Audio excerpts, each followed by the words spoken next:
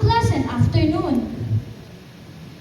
It is with great pride and honor that I, Christine Faith D. Medrano, of Grade 6 Generosita, welcomes everyone to the graduation ceremony of Grade 6 and Grade 12, Batch 2025-2026.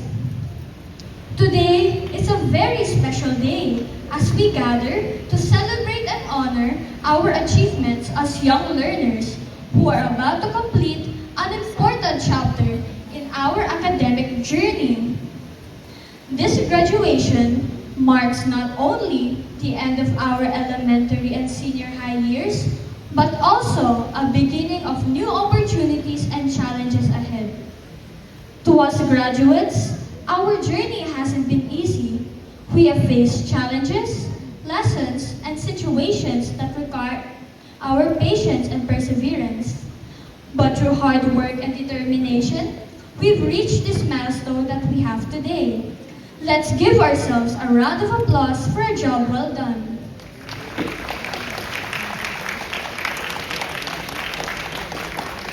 As we move on to the next stage of our education, we must carry and remember the values and lessons that we have learned in MDPS.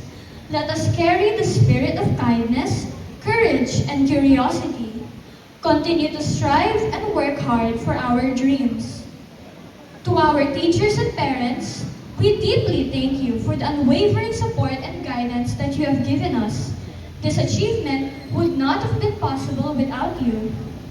To the school administrators and to the Angelic Sisters of St. Paul, thank you for helping us grow, not just academically, but also as an individual. Once again, welcome everyone to this memorable occasion. Congratulations, Grade 6 and Grade 12 graduates. May our future be bright and full of success. Thank you and enjoy the ceremony.